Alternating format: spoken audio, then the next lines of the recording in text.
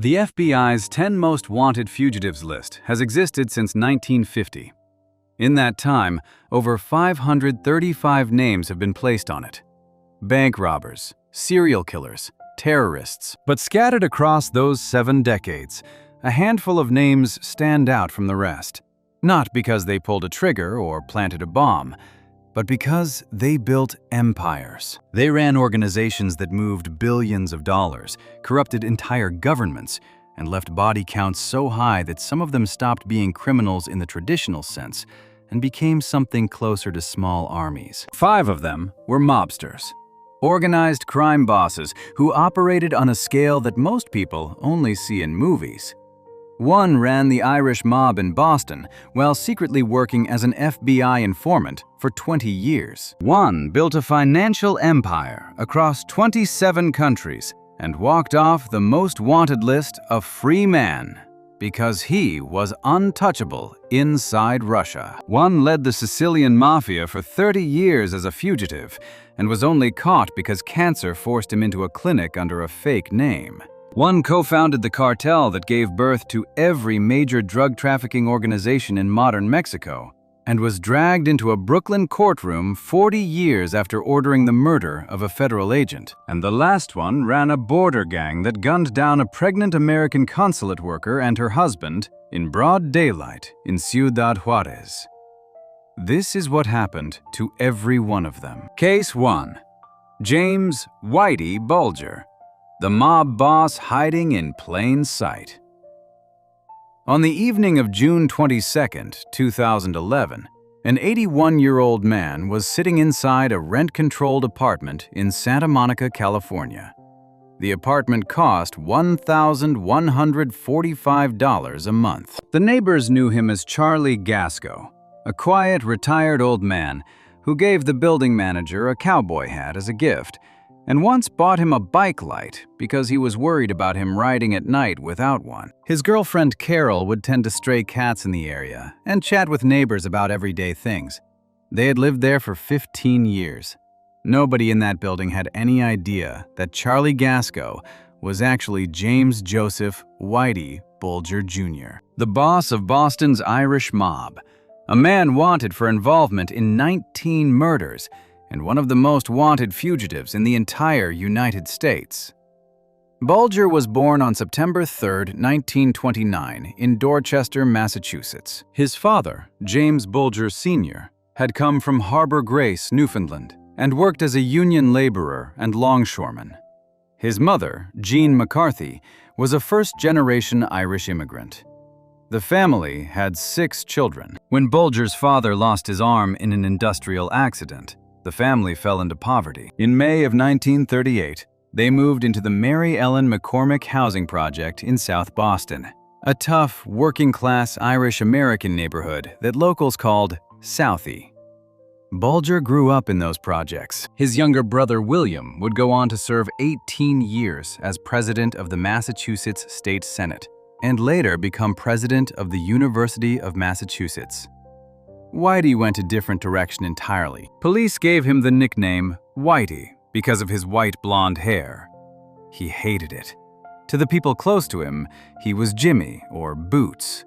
That second name came from the cowboy boots he wore with a switchblade hidden inside them. He was first arrested at age 14 in 1943 and charged with larceny. By then, he had already joined a street gang called the Shamrocks. More arrests followed: assault, battery, forgery, armed robbery. He was sent to a juvenile reformatory, served his time, and got out in 1948. He joined the United States Air Force, where he was arrested for going AWOL and spent time in military jail for assault. He still received an honorable discharge in 1952. Back in Massachusetts, Bulger's crimes got bigger. In 1956, he was convicted for a string of bank robberies across 3 states and sentenced to 20 years in federal prison. He served time at the federal penitentiary in Atlanta, then was transferred to Alcatraz, the infamous island prison in San Francisco Bay. While in the Atlanta penitentiary, Bulger volunteered for what he was told was a medical study aimed at finding a cure for schizophrenia. Inmates were offered reduced sentences for participating. In reality, the study was part of the CIA's top-secret Project MK-Ultra, a Cold War mind control program. Bulger was given LSD more than 50 times over an 18-month period. He later wrote that the experience was horrific. He described hallucinating blood coming out of the walls, seeing other inmates turn into skeletons, and watching a camera transform into the head of a dog. He wrote in a notebook that he developed a morbid fear of LSD and believed that any more of it would push him over the edge. He said the nightmares and violent hallucinations followed him for the rest of his life. "I was in prison for committing a crime," he wrote, "and feel they committed a worse crime on me." Bulger's sentence was reduced for his participation in the experiments.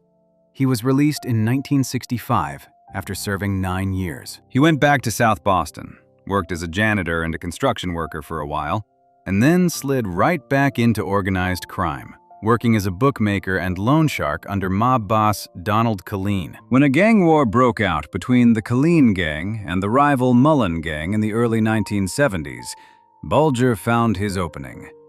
Bodies were dropping on both sides.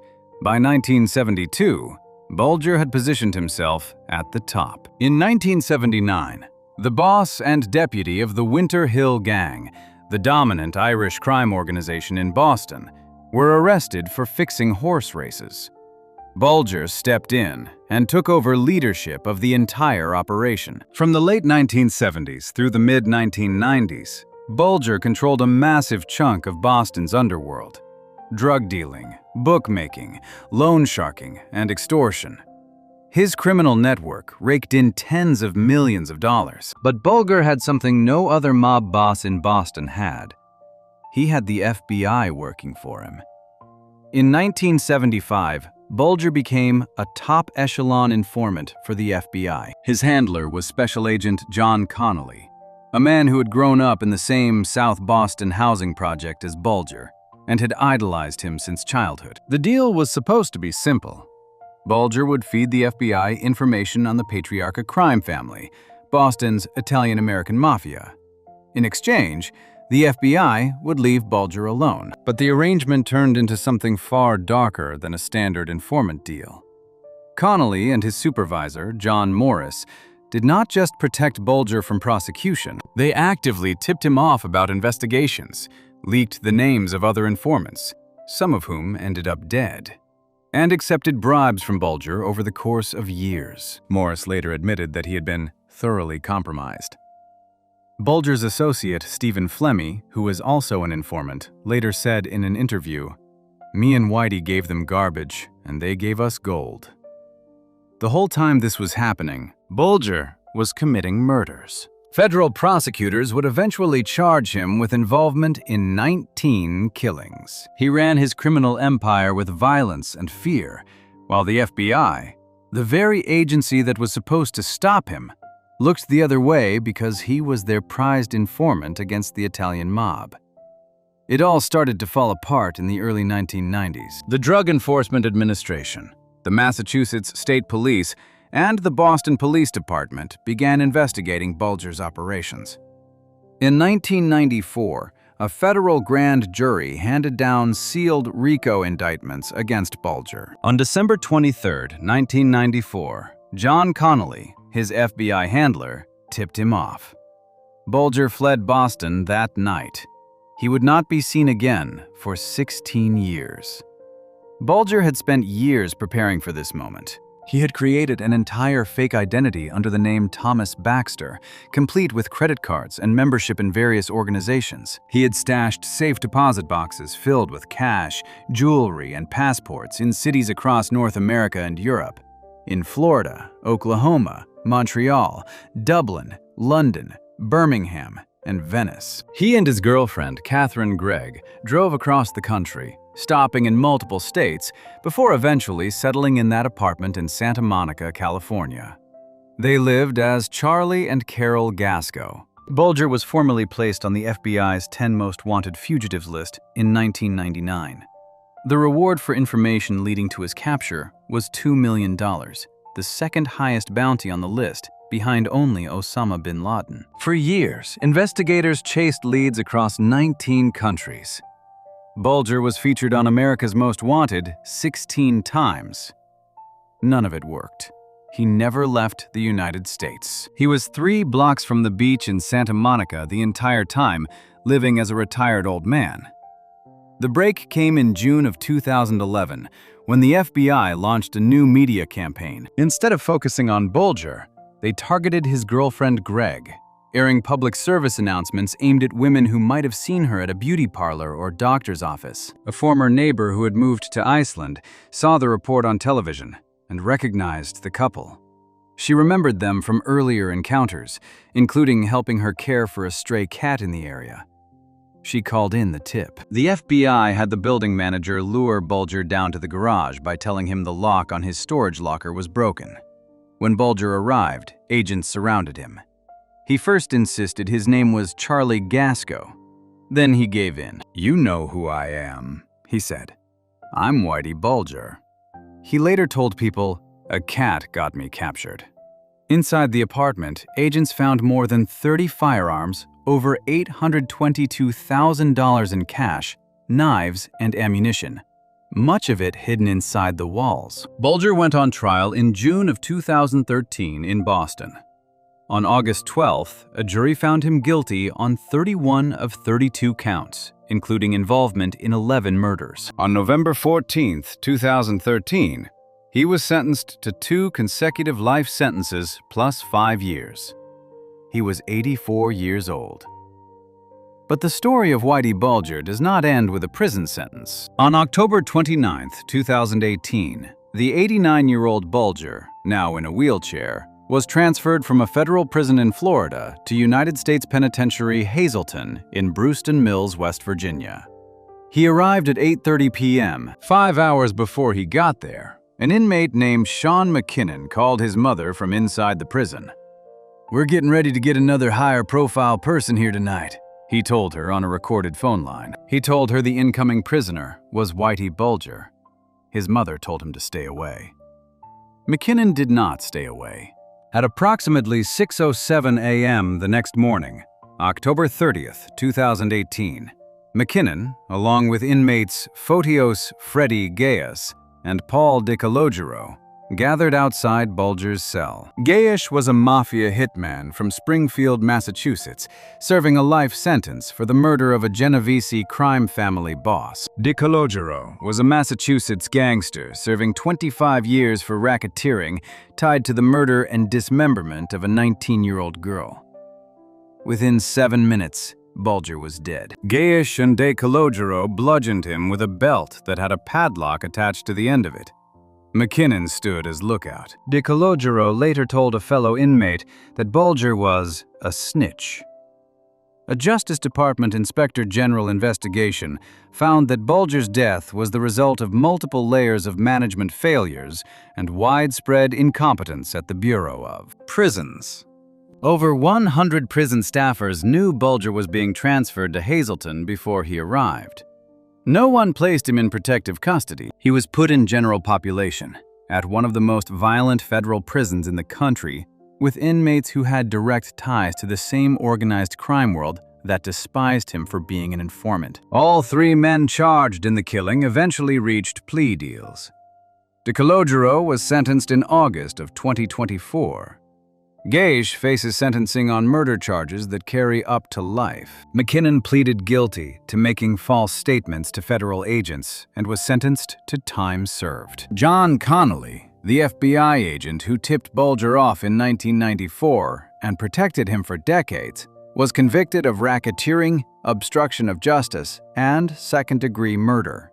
He was sentenced to 40 years in a Florida prison. Whitey Bulger was an FBI informant who used the most powerful law enforcement agency on the planet as a shield while he ran a criminal empire built on murder, extortion, and drug money. He spent 16 years as one of the most wanted men in the world, hiding in plain sight in a quiet California apartment. And when the system finally caught up to him, it was the system itself, the broken, incompetent federal prison system, that got him killed within 12 hours of walking through the door. Before we move on, if you're enjoying this analysis, please consider subscribing. It helps the channel tremendously. Bulger had the FBI in his pocket for 20 years, and it still was not enough to save him. But the next mobster on this list did something Bulger never managed to do. He got placed on the FBI's 10 most wanted list and walked away from it completely free, because not even the most powerful law enforcement agency on Earth could touch him in the country where he chose to hide. Case 2. Semion Mogilevich, the mobster. Even the FBI couldn't touch. The FBI has called a lot of people dangerous. They have put over 535 names on their 10 most wanted fugitives list since 1950. But only one man in the history of that list has ever been described by the Bureau as the most dangerous mobster in the world. His name is Semion Mogilevich, and as of right now, he is a free man living openly in Moscow, Russia, completely beyond the reach of American law enforcement. Semion Mogilevich was born on June 30th, 1946, in the Podil neighborhood of Kyiv, in what was then the Ukrainian Soviet Socialist Republic. He was raised in a Jewish family during the difficult years following World War II. Not much is known about his parents or his childhood, but by the time he was 22, Mogilevich had graduated from the University of Lviv with a degree in economics. That degree would become the foundation of everything he built and everything he destroyed. It earned him the nickname that law enforcement agencies around the world would come to know him by: the Brainy Don. His criminal career started in the early 1970s. Mogilevich joined a crime group in Moscow called the Lyuboretskaya and got involved in petty theft, fraud, and illegal currency trading. Currency trading was a crime in the Soviet Union, and Mogilevich was caught twice. He served 2 separate prison sentences, 3 years for the first, 4 years for the second. But those years behind bars did nothing to slow him down. If anything, they sharpened him. By the time he got out, the Soviet Union was crumbling, and tens of thousands of Ukrainian and Russian Jews were trying to emigrate to Israel and the West. They needed to sell their homes, their furniture, their artwork, their jewelry, often on very short notice, and often without the ability to handle the transactions themselves from abroad. Mogilevich saw his opening. He approached these families and offered to sell their belongings for fair market value and send them the money. They trusted him. He took their assets, sold everything, and kept the cash. He never sent a single payment. By the time the victims realized what had happened, Mogilevich was already a millionaire, and they were in another country with no way to come after him. In 1990, Mogilevich moved to Israel, bringing several of his top associates with him. He invested in a range of legal businesses while quietly building an international criminal network. A year later, he married a Hungarian woman named Katalin Pap and moved to Budapest, Hungary. He obtained Hungarian citizenship, giving him passports from Russia, Ukraine, Israel, and Hungary. He settled into a fortified villa outside Budapest and continued expanding. He bought a Hungarian weapons factory called Army Co-op that manufactured anti-aircraft guns. He launched a company called Arbat International, which operated as an import-export firm in the energy sector. And he became the primary money launderer for the Solntsevskaya Bratva, one of the largest and most powerful Russian organized crime syndicates in the world. The Brainy Don was not a street thug. He did not get his hands dirty the way traditional mob bosses did. His weapon was money. He understood how to move it, how to hide it, how to make it appear legitimate, and how to use it to buy protection. By the mid-1990s, his criminal network spanned 27 countries. FBI. Supervisory Special Agent Peter Cohenhoven would later say of Mogilevich, "He has access to so much, including funding, including other criminal organizations, that he can, with a telephone call and order, affect the global economy." In 1994, Mogilevich's group took secret control of Incombank, one of the largest private banks in Russia. This gave him direct access to the global financial system. Through Incombank, he acquired a significant stake in Sukhoi, a major Russian military aircraft manufacturer. The bank collapsed in 1998 amid suspicions of massive money laundering. Mogilevich was also believed to be behind a gigantic fuel tax fraud across Central Europe, where heavily taxed car fuel was sold as untaxed heating oil. Estimates suggest that up to 1/3 of all fuel sold in countries like the Czech Republic, Hungary, Slovakia, and Poland went through this scheme, costing those governments enormous sums in lost tax revenue. But the scheme that finally brought the FBI directly to Mogilevich's door was YBM Magnex International. On the surface, YBM Magnex looked like a legitimate company. It was incorporated in Canada and headquartered in Newtown, Pennsylvania. It was publicly traded on the Toronto Stock Exchange. It claimed to manufacture industrial magnets. Investors poured money into it. At its peak, the company was valued at $1 billion on the stock exchange. In reality, YBM Magnex was a front. The entire operation was designed to launder money from Mogilevich's criminal empire. On May 13, 1998, dozens of FBI agents and officers from multiple federal agencies raided YBM's headquarters in Pennsylvania. They found fake invoices, hidden offshore accounts, and evidence of a massive fraud network. The company's stock became worthless overnight. Thousands of investors lost their money. In 2003, Mogilevich and his associates were indicted on 45 counts: racketeering, securities fraud, wire fraud, mail fraud, and money laundering. The FBI estimated investors were cheated out of $150 million. There was just one problem. Mogilevich was not in the United States. He was not in Canada. He was not in Hungary. He was in Moscow. And Moscow was the one place on Earth where the FBI could not touch him. In May of 1995, Czech police had raided a birthday party in Prague, attended by Mogilevich and Sergei Mikhailov, the head of the Solntsevskaya Bratva. 200 people were detained at the party, including dozens of prostitutes. 30 of them were expelled from the country. After that incident, the Czech Republic banned Mogilevich from entering for 10 years. Hungary declared him persona non grata. The United Kingdom barred him from entering the country, calling him one of the most dangerous men in the world. With Western Europe closed off to him, Mogilevich retreated to Moscow, where he has remained ever since. Russian authorities arrested Mogilevich on January 24, 2008, on charges of tax evasion. He was held for about 18 months and then released on bail on July 24, 2009. When he was released, the Russian Interior Ministry issued a statement saying the charges against him were not of a particularly grave nature. Western intelligence officials and law enforcement agencies were stunned. The man the FBI called the most dangerous mobster on the planet had just walked out of Russian custody like he had been picked up for a parking ticket. 3 months after his release, on October 22, 2009, the FBI named Mogilevich as the 494th fugitive placed on their 10 most wanted list.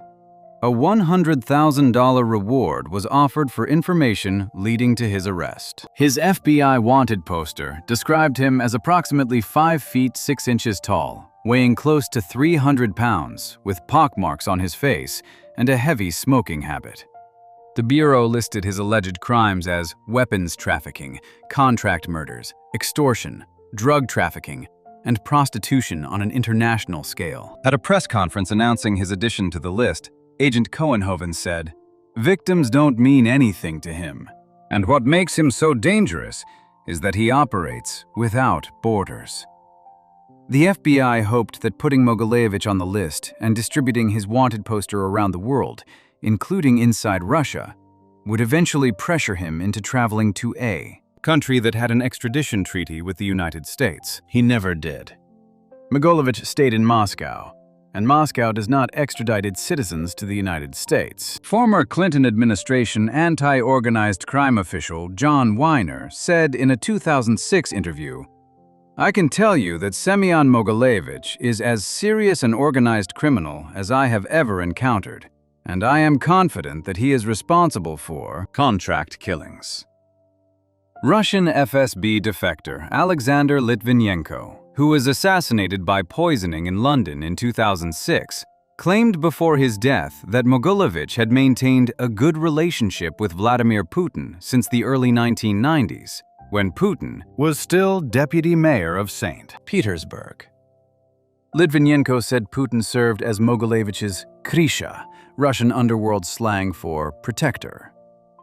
On December 17, 2015, the FBI quietly removed Mogilevich from its 10 most wanted list. The Bureau stated that he no longer met the criteria for inclusion because he was located in a country that does not have an extradition treaty with the United States and was not considered a direct, immediate threat to the American public. The indictment against him still stands. The charges have not been dropped. But the FBI effectively admitted that there was nothing more they could do. They knew exactly where he was. They just could not get to him. As of today, Semion Mogilevich is believed to be in his late 70s, living in Moscow. He is estimated to be worth billions of dollars. His criminal network, spanning weapons, drugs, energy, finance, and real estate across dozens of countries, is considered one of the most sophisticated organized crime operations in human history. He was put on the same list as Whitey Bulger and Osama bin Laden, and he is the only one of the three who walked away from it alive and free. Before we move on, if you're enjoying this analysis, please consider subscribing. It helps the channel tremendously. Mogilevich used an economics degree, a network of shell companies, and the protection of a nuclear superpower to build a criminal empire that law enforcement agencies across 3 continents still cannot dismantle. But the next name on this list took a very different path. A Sicilian mafia boss who spent 30 years as a fugitive was convicted in absentia for ordering bombings that killed government prosecutors and was finally caught at a cancer clinic under a fake name while the whole country was hunting for him. Case 3. Matteo Messina Dinaro, Italy's last godfather. On April 26, 1962, a boy named Matteo was born in the small southwestern Sicilian town of Castelvetrano, in the province of Trapani. His father was Francesco Messina Dinaro, known to everyone in town as Don Ciccio. Don Ciccio was the capo mandamento of Castelvetrano, a high-ranking position in the Sicilian mafia hierarchy that meant he controlled multiple mafia families across a specific territory. His godfather was a mobster. His brother would later be arrested for mafia activity. His sister would be sentenced to 14 years in prison for mafia association. In the Messina Dinaro household, crime was the family business, and Matteo was the heir. He learned to use a gun at 14. He reportedly committed his first murder at 18. He rose fast through the ranks of Cosa Nostra, the Sicilian mafia, and was allied with the most feared man in Italian organized crime, a boss named Salvatore Toto Riina, known as the Beast. Riina led the Corleonesi clan, the same name that inspired the fictional Corleone family in The Godfather, and had clawed his way to the position of absolute boss of bosses through relentless, industrial-scale murder. Messina Dinaro became his protege. He proved himself willing to do whatever it took. He murdered rival boss Vincenzo Milazzo from Alcamo and then strangled Milazzo's girlfriend, who was 3 months pregnant at the time. He once bragged about his body count with a line that would follow him for the rest of his life. "I filled a cemetery all by myself." His nickname was Diabolic, taken from an Italian comic book character, a master criminal who could never be caught. The nickname fit. Messina Dinaro was nothing like the old-school mafia dons who wore suits and preached conservative family values. He drove Porsche sports cars. He wore Rolex Daytona watches and Ray-Ban sunglasses.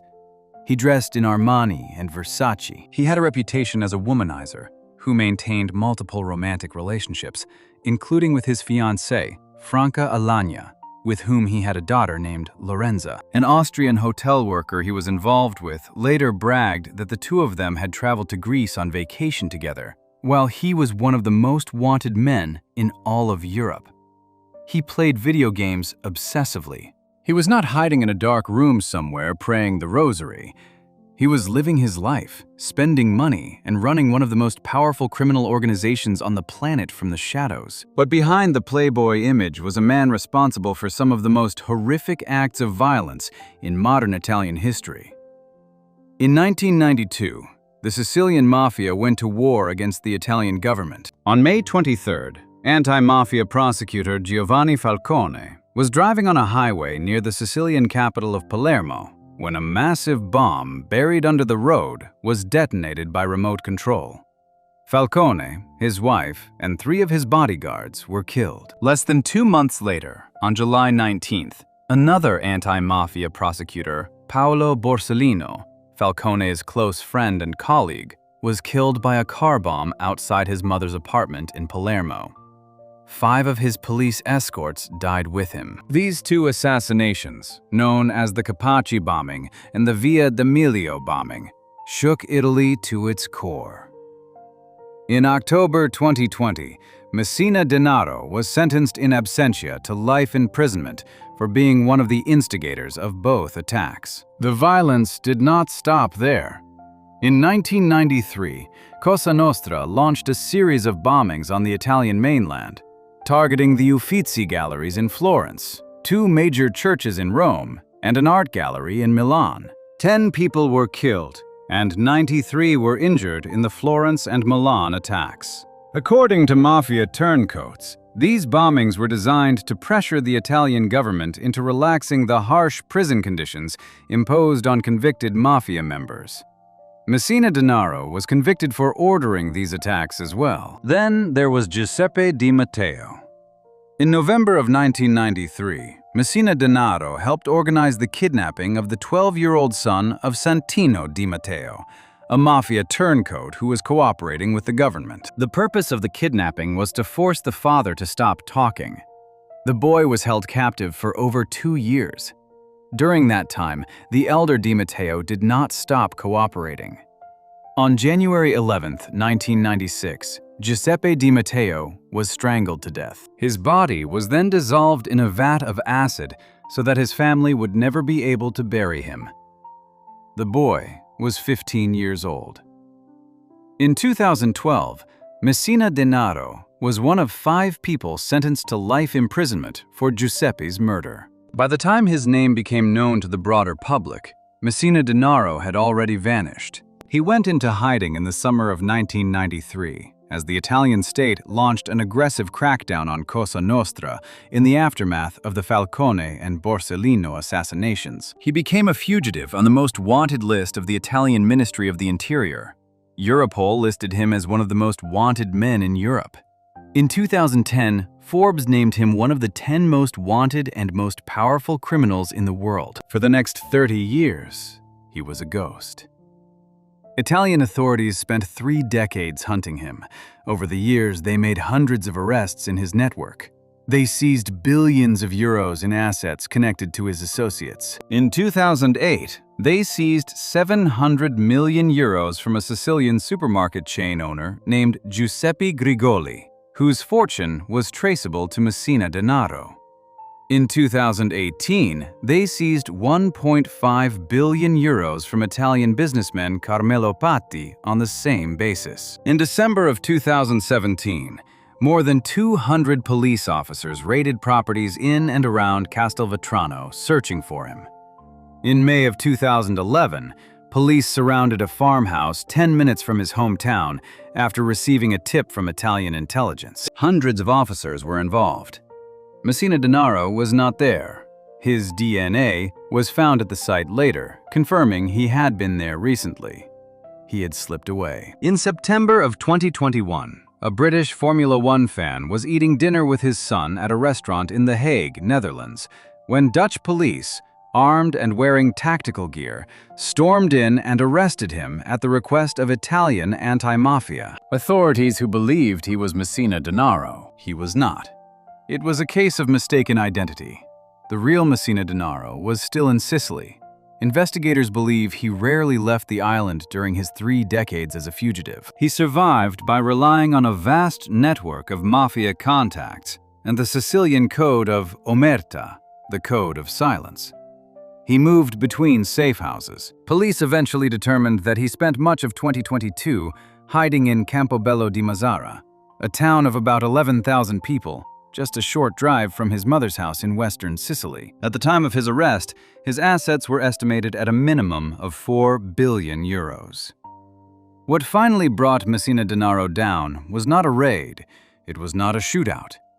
It was colon cancer. According to Italian media reports, Messina Dinaro had undergone surgery for colon cancer in 2020 and again in 2022, both times under a false name. He had been receiving chemotherapy treatments at La Maddalena, a private medical clinic in Palermo known for treating cancer patients. He registered there under the name Andrea Bonafede. The surname roughly translates to good faith in Italian. The alias was borrowed from a real person, the nephew of a deceased mafia boss named Leonardo Bonafede. Investigators became suspicious when they analyzed the real Andrea Bonafede's phone records and discovered that on days he was supposedly receiving cancer treatment at the clinic, his phone placed him nowhere near Palermo. Someone else was using his identity. On the morning of January 16, 2023, more than 100 members of the Italian armed forces converged on La Maddalena clinic in Palermo. The Carabinieri, Italy's military police, moved in. When they approached Messina Dinaro and asked if he was who they thought he was, he admitted it immediately. He was unarmed, he was dressed like a typical patient, he was wearing his trademark tinted glasses and a watch worth at least 30,000 euros. He did not resist. A pair of Carabinieri officers held him by the arms and walked him down the front steps of the clinic into pouring rain toward a waiting black van. On the sidewalks outside, residents of Palermo who had gathered to watch began to applaud. His arrest came 30 years and 1 day after the January 15, 1993 capture of Salvatore Toto Riina, the boss of bosses who had been Messina Dinaro's mentor, also in Palermo, after 23 years as a fugitive. Messina Dinaro was the third and final top-level Sicilian mafia boss to be caught after decades on the run, following Riina and Bernardo Provenzano, who was captured in a farmhouse near Corleone in 2006 after 38 years as a fugitive. Italian Prime Minister Giorgia Meloni traveled to Sicily to congratulate the police. Speaking outside the prosecutor's office, she said Italy had not yet won the war against the mafia, but called this arrest a battle that was fundamental to win. The Carabinieri press office said Messina Dinaro was being held at a secret location. That night, he was transferred by secret military flight to the prison of L'Aquila, a facility that has an oncology ward and operates under Italy's harshest prison regime, Article 41 bis, which is specifically designed to cut off mafia inmates from all communication with the outside world. After his arrest, the life sentence he had received in absentia in October 2020 for the Falcone and Borsellino bombings was officially confirmed on July 18, 2023. He had received over 20 life sentences in total from trials conducted while he was a fugitive. Messina Dinaro did not serve those sentences for long. On September 24, 2023, he fell into an irreversible coma. In the early morning hours of September 25, 2023, Matteo Messina Dinaro died at the age of 61. He had been in custody for 8 months. The man who had bragged about filling a cemetery by himself, who had helped murder 2 prosecutors and a 12-year-old boy, who had ordered bombings that damaged some of Italy's greatest cultural treasures, who had evaded every attempt to catch him for 30 years, died of colon cancer in a prison hospital under the watch of the same government he had spent his entire adult life trying to destroy. Before we move on, if you're enjoying this analysis, please consider subscribing. It helps the channel tremendously. Messina Dinaro was caught because his own body betrayed him. Cancer forced him out of hiding and into a clinic where investigators were waiting. But the next name on this list is a man who was caught in a far more dramatic fashion. A Mexican drug lord who had a $20 million bounty on his head, the highest reward the FBI had ever offered. and who was found hiding in the bushes by a military dog after a Navy operation that cost 14 soldiers their lives. Case 4. Raphael Caro Quintero, the narco of narcos, who killed a DEA agent. Raphael Caro Quintero was born on October 24, 1952, in the tiny community of La Noria, in the municipality of Badiraguato, in the state of Sinaloa, Mexico. Badiraguato is a name that would come up again and again in the history of Mexican drug trafficking. It is the same municipality where Joaquin El Chapo Guzman was born. But in 1952, there was no cartel. There was no empire. There was just poverty. Caro Quintero was the eldest of 12 children in a family that could barely feed itself.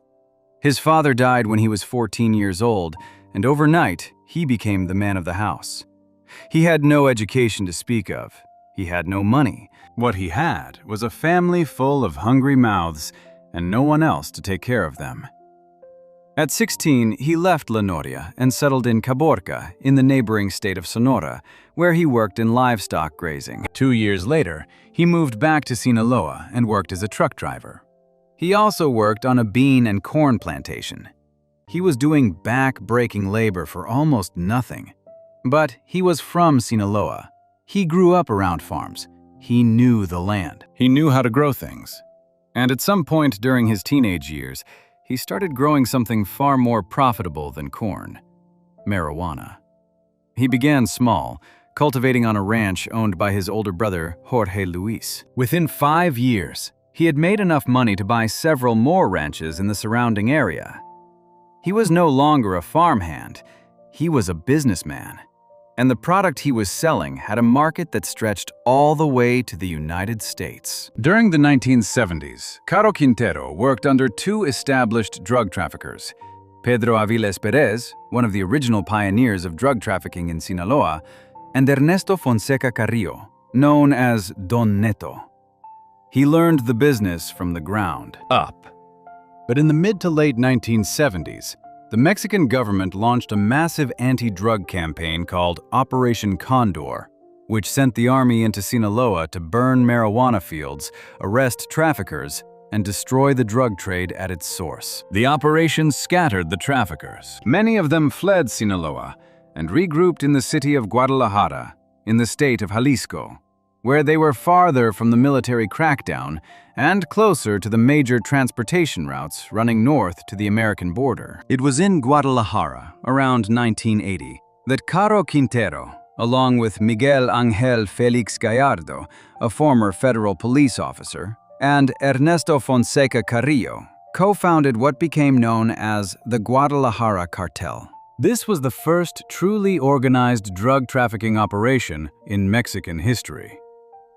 Before the Guadalajara Cartel, the Mexican drug trade was fragmented and regional. After it, the trade was centralized, industrialized, and connected directly to the Colombian cocaine supply chain. The DEA would later describe the Guadalajara Cartel as one of the primary suppliers of heroin, cocaine, and marijuana to the United States throughout the late 1970s and 1980s. By some estimates, the cartel was pulling in $5 billion a year at its peak. It operated under the protection of Mexico's DFS, the Dirección Federal de Seguridad, the country's intelligence agency, whose members were directly involved in drug trafficking, murder, and corruption on the cartel's behalf. Caro Quintero's specialty was marijuana.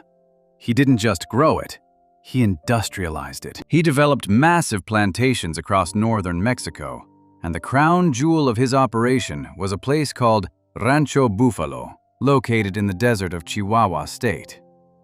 Rancho Buffalo was not a farm, it was a factory.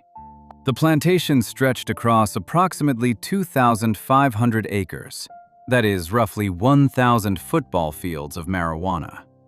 It had a sophisticated piped-in irrigation system. At its peak, it employed thousands of workers during harvest season. The marijuana it produced was an improved, high-quality strain that fetched premium prices in the United States. According to the authorities, more than 10,000 tons of marijuana were found on the property. The estimated value of that crop was around $160 million. And then, in November of 1984, 450 Mexican soldiers, backed by helicopters, raided Rancho Búfalo and burned it all to the ground. The man responsible for leading the authorities to the plantation was a DEA agent named Enrique Kiki Camarena Salazar. Camarena was born on July 26, 1947, in Mexicali, Baja California, and had moved to Calexico, California as a child. He served in the United States Marine Corps, worked as a firefighter, became a police investigator, and joined the DEA in 1974. In 1981, he was transferred to the DEA's office in Guadalajara, where he spent 4 years gathering intelligence on the cartel's operations. He was the one who uncovered Rancho Búfalo's existence and provided the intelligence that made the raid possible. The destruction of Rancho Búfalo was a devastating financial blow to the cartel, and Caro Quintero blamed Camarena personally. On the afternoon of February 7, 1985, at approximately 2 p.m., Camarena walked out of the United States consulate in Guadalajara to go meet his wife for lunch. He was 3 weeks away from being reassigned out of Mexico. As he walked toward his truck, 5 men approached him, forced him into a car at gunpoint, threw a jacket over his head, and drove away. He was taken to a residence at 881 Lope de Vega in the Jardines del Bosque neighborhood in western Guadalajara, a house owned by Raphael Caro Quintero. That same day, a Mexican pilot named Alfredo Zavala Avelar, who flew surveillance missions with Camarena and served as a DEA source, was also abducted near the Guadalajara airport. At the house on Lope de Vega, Camarena and Zavala were bound, blindfolded, and interrogated. A tape recorder was turned on. The lead interrogator was a corrupt secret police official. The questioning centered on what Camarena knew about the cartel's operations and which Mexican officials were involved. Over the course of more than 30 hours, Camarena was severely tortured. His skull, jaw, nose, cheekbones, and ribs were broken. His windpipe was crushed. A doctor was brought in to administer drugs, reportedly to keep him conscious through the pain so the questioning could continue. The final blow was a piece of metal, possibly a section of rebar, driven into his skull. Camarena died on or around February 9, 1985. He was 37 years old. He left behind his wife Mika and their 3 sons, Enrique, Eric, and Daniel. The bodies of Camarena and Zavala were initially buried in a park on the outskirts of Guadalajara. Later, as the investigation heated up, the cartel had the bodies dug up and moved to a rural area outside the small town of La Angostura in the state of Michoacán, roughly 60 miles away. There, on March 5, 1985, almost a month after the kidnapping, their bodies were found wrapped in plastic in a roadside ditch by Mexican police. Camarena's murder triggered an international crisis. The DEA launched Operation Leyenda, Spanish for legend, the largest homicide investigation in the agency's history. The United States Customs Service ordered every single vehicle crossing the Mexican border to be searched, effectively shutting down commerce between the 2 countries. Washington made it clear that there would be consequences until the people responsible were caught. Caro Quintero, meanwhile, had already fled. On March 9, 1985, he left Mexico from the Guadalajara airport on a private jet, accompanied by his associates and his girlfriend, Sara Cristina Cosio Gaona. The head of the Mexican Judicial Police at the time, Armando Pavón Reyes, reportedly accepted a $300,000 bribe to let him go.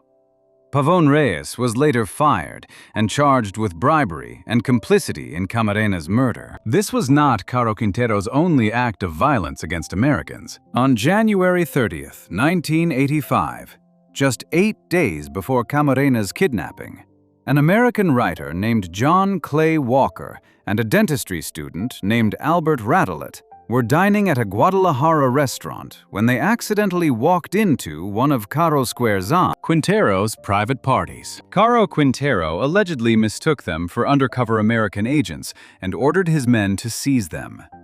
The two men were taken to a storeroom, tortured with ice picks, and murdered. Walker died from blunt force trauma to the head. Ravelo was still alive when he was wrapped in tablecloths and buried. Their bodies were found 6 months later in Zapopan, just north of Guadalajara. Caro Quintero fled to Costa Rica, where he purchased several luxury properties, including a mansion called Quinta California in Alajuela, just 2 kilometers from the San Jose International Airport. He had entered the country without showing a passport and without going through customs, carrying suitcases full of weapons and jewelry. But his time in Costa Rica did not last long. Sarah Cosio, desperate to reassure her worried family back in Mexico, made phone calls to her mother. American intelligence had tapped the line. They traced the calls and pinpointed Caro Quintero's location. On April 4, 1985, Costa Rican police officers raided the mansion in Alajuela. Caro Quintero was found with a gold-plated, diamond-encrusted firearm, $300,000 in cash, over $1 million worth of jewelry, and 2 luxury sports cars. He was arrested, and Sarah Cosio identified him. He was extradited to Mexico and sentenced to 40 years in prison, the maximum sentence allowed under Mexican law at that time, even though his combined charges carried a potential sentence of 199 years. He was imprisoned at the Almoloya de Juarez Maximum Security Federal Prison in the state of Mexico. With Caro Quintero behind bars, the Guadalajara cartel disintegrated. Its territory was carved up among the lieutenants and relatives of its founders. The Tijuana corridor went to the Arellano Felix brothers. The Ciudad Juarez route went to Amado Carrillo Fuentes, known as the Lord of the Skies, the nephew of Ernesto Fonseca Carrillo. The Pacific Coast operations went to a young trafficker named Joaquin El Chapo Guzman and his partner Ismael El Mayo Zambada, who built what became the Sinaloa cartel. Caro Quintero's own brother, Miguel Caro Quintero, formed the Sonora cartel. Every major Mexican drug cartel that exists today can trace its roots back to the Guadalajara cartel that Caro Quintero helped build. Even from prison, the United States government believed that Caro Quintero continued running his criminal enterprise through at least 6 family members. He set up front businesses to launder millions of dollars. A gas station, a construction company, a shoe factory, a restaurant, and real estate development operations. Then, on August 9, 2013, after 28 years behind bars, Caro Quintero walked free. A state court in Guadalajara overturned his conviction, ruling that he had been improperly tried in a federal court for crimes that should have been handled at the state level. Because he had already completed sentences for the murders of John Walker and Albert Ravelo, and for his marijuana operations, and because there were no other outstanding state charges against him, the court ordered his immediate release. He left the prison on the outskirts of Guadalajara at approximately 2 a.m. and vanished into the night. The DEA was furious. The agency released a statement saying it was deeply troubled by the decision. The next day, the United States government pressured Mexico to re-arrest him. On August 14th, a Mexican federal court issued a new arrest warrant. The Mexican Supreme Court eventually overturned the lower court's decision that had freed him, but by then, Caro Quintero was gone. He had disappeared back into the mountains of Sinaloa.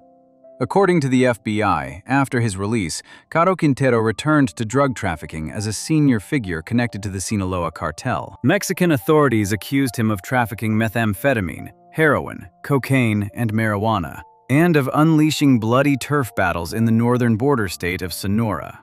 He became one of the 15 most wanted fugitives of Interpol. On April 12, 2018, the FBI added him to its 10 most wanted fugitives list. The United States government offered a $20 million reward for information leading to his capture, the highest reward amount on the entire list. The years passed. The DEA kept looking. Mexico did not seem to be in any hurry.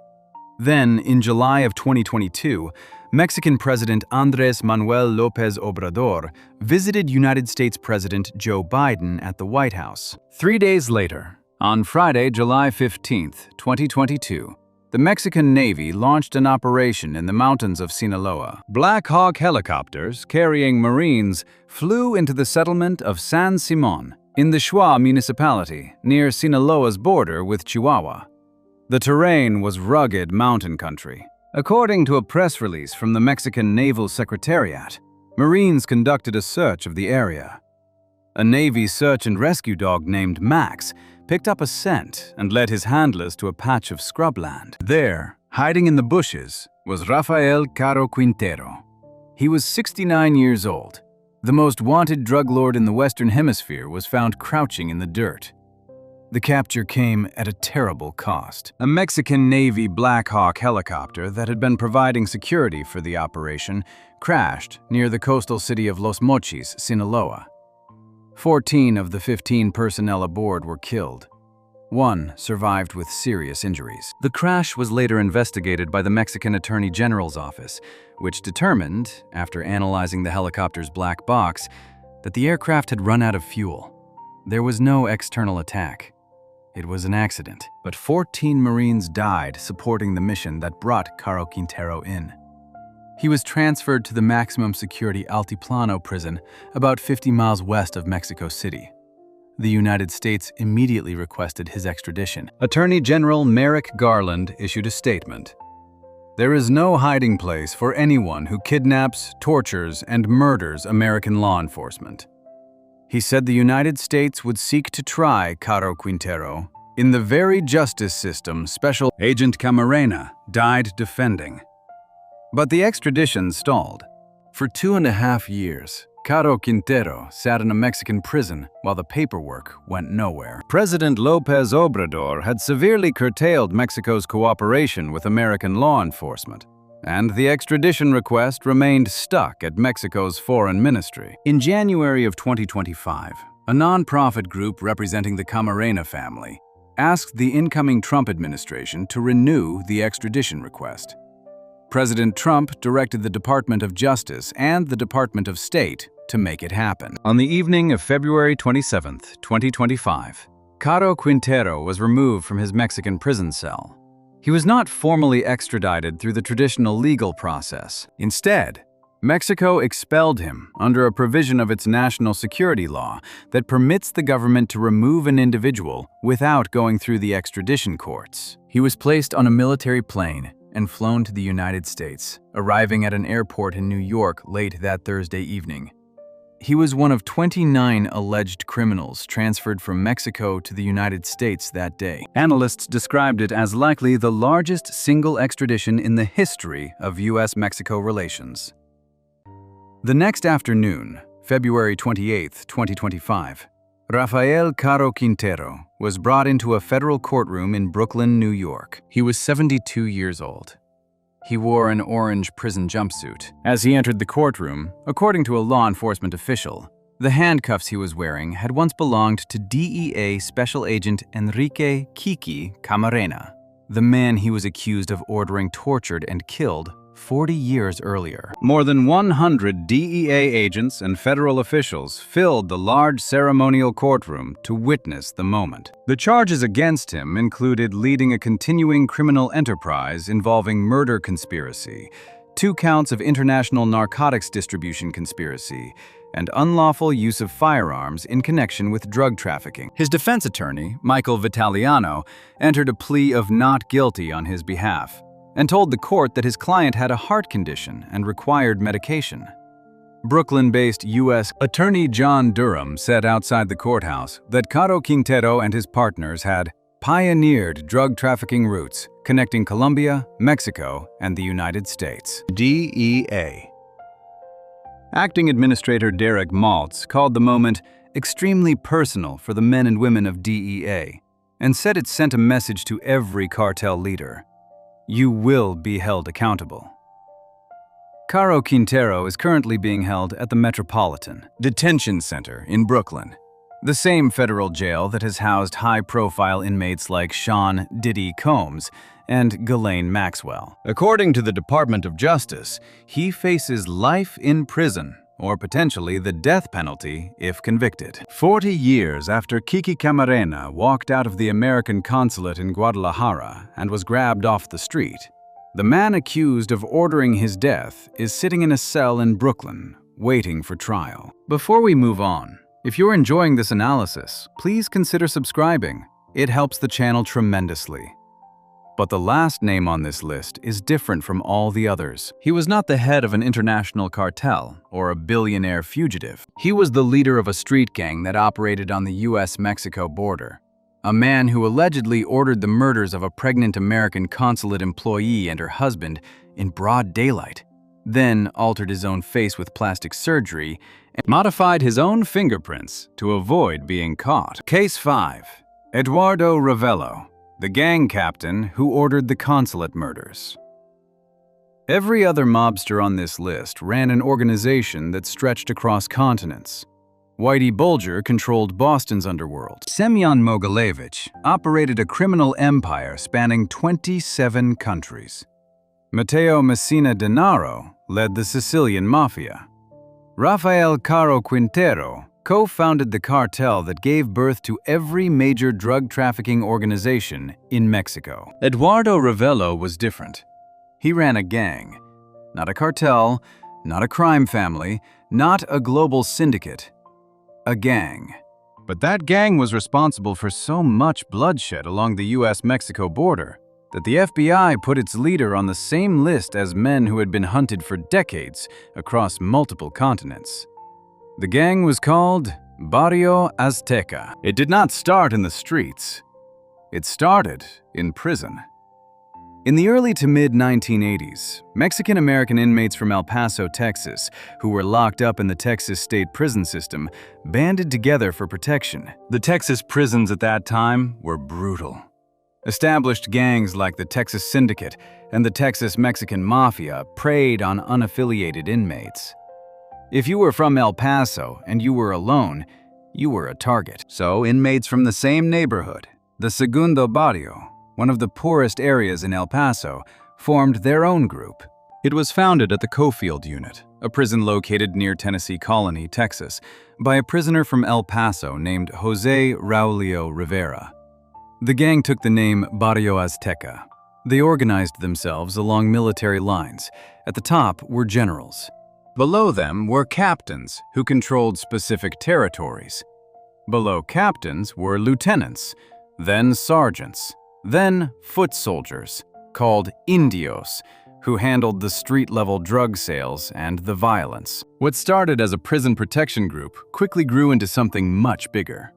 When members were released from prison, they took the gang back to the streets of El Paso. When undocumented members were deported to Mexico after finishing their sentences, they brought the gang to Ciudad Juarez, the massive city sitting directly across the Rio Grande from El Paso. The two cities are essentially one community split by a border. Families, businesses, and schools span both sides. And now, so did Barrio Azteca. By the late 2000s, the gang had an estimated 3,000 members in the United States and at least 5,000 more in Ciudad Juarez. In the 2000s, Barrio Azteca formed an alliance with the Juarez cartel, also known as the Vicente Carrillo Fuentes organization. The Juarez cartel controlled the drug trafficking routes through Ciudad Juarez, known as the Juarez Plaza, which were among the most important drug smuggling corridors into the United States. Barrio Azteca became the cartel's street-level enforcers. They sold the cartel's drugs on the streets and inside the prisons. They collected extortion payments from independent dealers. They purchased weapons in Texas gun shops through straw buyers and smuggled them across the border. And when the cartel needed someone killed, they called Barrio Azteca. In 2008, the Sinaloa cartel, led by Joaquin El Chapo Guzman, attempted to take over the Juarez Plaza by force. What followed was one of the bloodiest cartel wars in Mexican history. Ciudad Juarez became the deadliest city in the world. At the peak of the violence, there were more than 10 murders a day. Bodies were found decapitated and dumped in public places. Drug rehabilitation centers were attacked. Car bombs were detonated. In the middle of all of it was Barrio Azteca, fighting on behalf of the Juarez cartel against the Sinaloa cartel's forces. At trial, one Barrio Azteca member testified to killing 100 people a month during the worst of the fighting. Eduardo Ravelo was born on October 13, 1968. He was originally from Mexico, but held permanent resident status in the United States, which allowed him to cross the U.S.-Mexico border freely. His nickname was Tablas. According to the Department of Justice, Ravelo became the leader of Barrio Azteca operations in Mexico starting around 2004. He held the rank of capo, the highest rank available in the gang's hierarchy. From his position in Ciudad Juarez, Ravelo directed and controlled the gang's drug trafficking activities. He was responsible for, and in some cases directly controlled, multiple hit squads, teams of gang members armed with automatic and semi-automatic weapons who carried out kidnappings and murders on behalf of the gang and the Juarez cartel. His criminal activity first came to the attention of federal authorities around 2003. In 2005, a former Barrio Azteca lieutenant who had become an informant testified about an incident involving Ravelo. According to the informant, Ravelo had been looking for a man who had stolen goods from the Juarez cartel. The informant said he was taken to a house in El Paso, where a gang member was being held with his mouth, wrists, and ankles bound with duct tape. Ravelo ordered the man to be sent across the border to the Juarez cartel. The man was never heard from again. But the crime that put Ravelo on the FBI's radar, and eventually on its 10 most wanted list, happened on March 13, 2010. That afternoon, Leslie Ann Enriquez Catton, a United States consulate employee in Ciudad Juarez, was driving home from a children's birthday party with her husband, Arthur Redelfs, who worked for the El Paso County Sheriff's Office. They had their baby daughter in the car with them. Leslie was 4 months pregnant with their second child. At the same time, in a separate vehicle, Jorge Alberto Salcido Ceniceros, the husband of another U.S. consulate employee, was also leaving the same birthday party with his 2 young children. Barrio Azteca hit squads were in the area. According to evidence presented at trial, the victims were initially targeted because the hit teams mistook them for rival gang members. The gunmen opened fire on both vehicles. A gang member named Jose Guadalupe Diaz shot and killed Leslie Ann Enriquez Catton and Arthur Redelfs. Leslie's unborn child also died.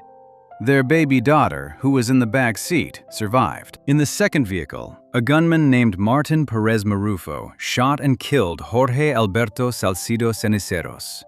His 2 children, who were also in the car, survived. On the day of the murders, according to court documents, Eduardo Ravelo monitored radio communications and directed the Barrio Azteca members who carried out the killings. The murders of American government employees in broad daylight in Ciudad Juarez sent shockwaves through Washington. The United States had already been pouring resources into the Mexican border security crisis, but the consulate murders made it personal.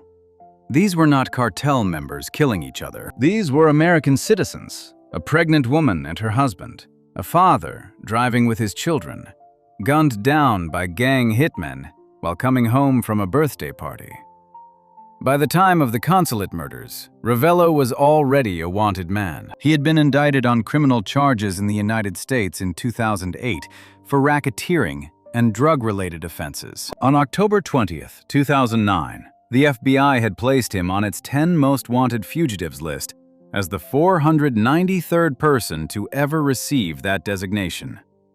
The reward for information leading to his capture was up to $100,000. After the 2010 murders, a third superseding indictment was unsealed in 2011 that charged 35 Barrio Azteca members and associates, including Ravelo, with a host of crimes including the consulate killings, racketeering, narcotics, distribution and importation, extortion, money laundering, murder, and obstruction of justice. 10 of the 35 defendants were specifically charged with participating in the March 13th murders. Ravelo vanished. Federal authorities believed he was hiding in a Barrio Azteca-controlled neighborhood in Ciudad Juarez, just across the river from El Paso, protected by bodyguards and armored vehicles. But they could never pin him down. Making things harder, authorities stated that Ravelo may have altered his appearance through plastic surgery and modified his fingertips to disguise his fingerprints. He was a ghost with a new face. Years passed. The FBI kept looking. The El Paso Safe Streets Gang Task Force worked the case constantly. Intelligence came in from the U.S. Bureau of Prisons through the Joint Intelligence Sharing Initiative. Leads were generated, followed, and sometimes led nowhere. Then, on June 26, 2018, 8.5 years after Ravelo was placed on the FBI's most wanted list, the Procuraduría General de la República de México arrested him during a police raid. He was not found in Ciudad Juárez. He was found in Uruapan, Michoacán, a city roughly 1,000 miles south of the border, far from his known territory. According to the FBI, the arrest was made possible by leads developed by the FBI's El Paso field office and the El Paso Safe Streets Gang Task Force. Ravelo was the 485th fugitive ever captured from the FBI's 10 most wanted list, and the 23rd to be arrested in Mexico. FBI El Paso Special Agent in Charge, Emerson Bowie Jr., said after the arrest, "It was 8.5 years ago that we added Eduardo Ravelo to the FBI's 10 most wanted fugitives list. I am proud of the continuous hard work of our agents and our domestic and international law enforcement partners in apprehending this dangerous and violent fugitive."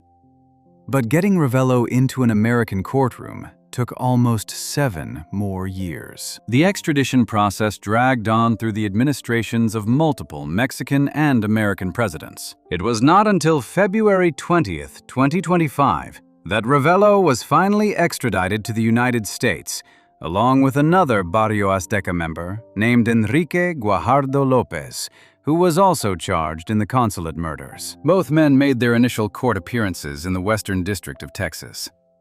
On December 17, 2025, Eduardo Ravelo, now 57 years old, pleaded guilty in federal court in El Paso. He admitted to racketeering conspiracy, conspiracy to distribute and import drugs, money laundering conspiracy, conspiracy to commit murder in a foreign country, and murder in aid of racketeering. Acting Assistant Attorney General Matthew Gagliotti of the Justice Department's Criminal Division said Ravelo was responsible for Barrio Azteca brazenly orchestrating the murders of 3 individuals associated with the U.S. consulate in Juarez. U.S. Attorney Justin Simmons for the Western District of Texas said the plea ensures he is held responsible for his leadership of a vicious criminal enterprise that terrorized the city of Juarez and contributed to the poisoning of our communities on this side of the border. DEA El Paso Special Agent in Charge Omar Arellano called the case a tragic reminder of the inseparable link between drug trafficking and violence. A sentencing date has not yet been set. Ravelo faces a mandatory penalty of life in prison. Of the 35 Barrio Azteca members and associates originally charged in the case, all have been apprehended. 28, including Ravelo, have pleaded guilty. 3 were convicted by a jury at trial. 1 committed suicide before his trial concluded. The 2 gunmen who pulled the triggers on March 13, 2010, Diaz and Marufo, were both sentenced to life in prison in October of 2022. Barrio Azteca Lieutenant Arturo Gallegos Castrellón, who directly ordered the hit teams to carry out the murders that day, was also sentenced to life. He had been connected to roughly 1,600 other murders committed as part of the cartel conflict over the Juarez drug route. Eduardo Ravelo was the last major defendant in the case. The man who sat at the top of Barrio Azteca, who monitored the radios and directed the gunman, who allegedly altered his own face and erased his own fingerprints to avoid being caught, who hid for 8.5 years on the FBI's most wanted list, is now waiting to be sentenced to spend the rest of his life in an American prison cell. And that is what happened to every mobster on the FBI's most wanted list. Some were caught after decades on the run. Some walked free and were never touched. Some died in prison. Some died of cancer. Some were beaten to death.